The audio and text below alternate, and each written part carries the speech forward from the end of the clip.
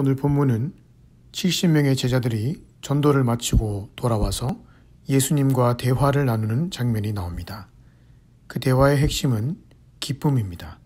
1절에 보니 70인이 기뻐하며 돌아와 이르되, 20절에 보니 너희의 이름이 하늘에 기록된 것으로 기뻐하라.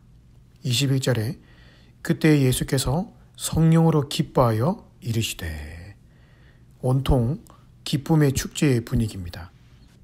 그도 그럴 것이 제자들이 복음을 전할 때 사탄이 하늘로부터 번개같이 떨어졌고 귀신들도 항복하고 쫓겨났기 때문입니다. 그들이 가는 곳곳마다 사탄의 나라가 쫓겨나고 하나님 나라가 세워졌던 것이지요. 따라서 오늘 본문은 하나님 나라의 승리를 보여주고 있고 그 승리에는 말할 수 없는 기쁨이 따라온다는 사실을 보여주고 있습니다. 그런데 이 승리가 어떻게 해서 주어졌는가? 70인이 경험했던 이 기쁨은 어떻게 해서 찾아왔을까요? 그것을 21절에서 이렇게 말씀하고 있습니다. 아버지여, 이것을 지혜롭고 슬기 있는 자들에게는 숨기시고 어린아이들에게는 나타내심을 감사하나이다. 여기 어린아이들은 방금 전도를 마치고 돌아온 70명의 제자들을 가리키고 아버지께서 그들에게 주신 것은 하나님 나라와 승리의 기쁨을 가리킵니다. 언뜻 이 구절만 보면 왜 70인들이 하나님 나라의 승리와 기쁨을 경험했는지 알 수 없지만 어제 본문을 보면 그 답을 금방 알 수 있습니다. 어제 본문에는 예수님께서 제자들을 세상 속으로 파송하시는 장면이 나옵니다. 3절에 갈지어다 내가 너희를 보냄이 어린 양을 이리 가운데로 보낸가 같도다 에서 알 수 있듯이 제자들이 지금 사역해야 될 현장은 사나운 이리떼가 득실거리는 위험한 곳이었습니다. 하지만 그런 현장에 제자들을 보내시면서 예수님이 4절에 이상한 명령을 하셨습니다. 전대나 배낭이나 신발을 가지지 말며. 아니, 지금 예수님이 이리 같은 세상에 제자들을 보내고 계신다면 돈과 배낭과 여분의 신발을 두둑히 챙겨주셔도 모자랄 판인데 오히려 생필품조차 가지지 말라고 하십니다. 언뜻 이해가 잘 되지 않습니다. 이 명령을 따라 살아가면 자칫 팔레스타인의 기후 속에서 제자들이 죽을 수도 있는 상황이 발생할 수도 있습니다. 하지만 중요한 것은 이때 70인이 어린아이처럼 예수님의 명령에 순종했던 것입니다. 어린아이가 어떤 존재입니까? 3살쯤 되는 어린아이들은 부모가 이것이 맞다라고 하면 정말 맞는 줄 알고 100% 따라갑니다. 그만큼 순진합니다. 70인의 제자들이 그랬습니다. 예수님이 가지지 말라고 하시니까 가지지 않았고 예수님이 이 집에서 저 집으로 옮기지 말라고 하시니까 그대로 순종했습니다. 정말 순진했습니다. 예수님이 하라고 하시니 죽을지도 모르는 상황에 그대로 순종하며 나갔던 것입니다.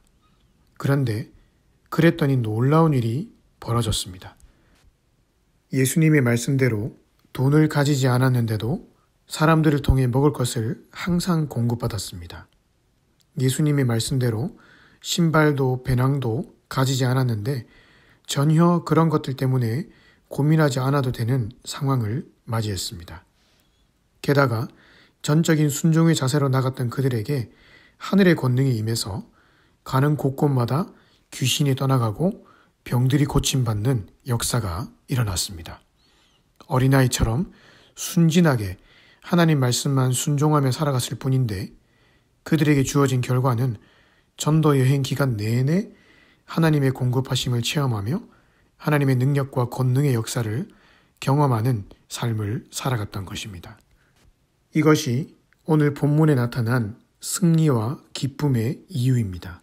즉 70인은 자기의 잔머리를 굴리거나 계산기를 두드리며 예수님을 따라가지 않았던 것입니다. 오히려 스스로 지혜롭고 슬기 있다고 생각하는 자들에게는 하나님께서 이런 하나님의 공급하심과 살아계심의 역사를 숨기셨습니다.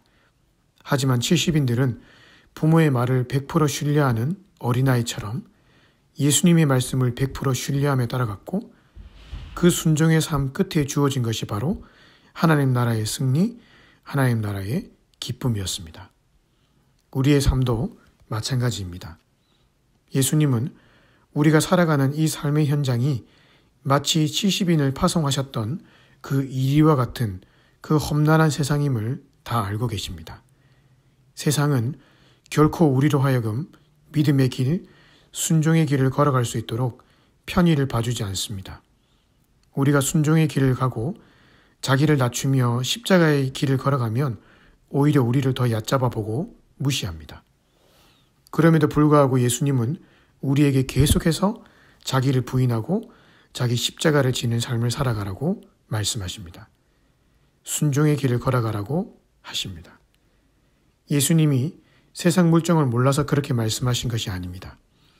예수님이 말씀하신 길을 따라 가는 것만이 사탄에게 승리할 수 있는 길이고 하나님이 지으신 목적대로 살아가는 유일한 길이기 때문입니다. 세상은 어린아이를 무시합니다. 하지만 하나님 나라 안에서는 어린아이가 가장 큰 자입니다. 그리고 어린아이가 되지 않으면 결코 하나님 나라 백성이 될 수 없습니다. 때론 내 뜻과 내 방법, 내 고집대로 행동하며 사는 것이 맞는 것 같아 보이고 그것을 내려놓으면 마치 내 삶이 다 무너지고 죽을 것 같이 느껴질 수가 있습니다. 하지만 내려놓는다고 죽지 않습니다.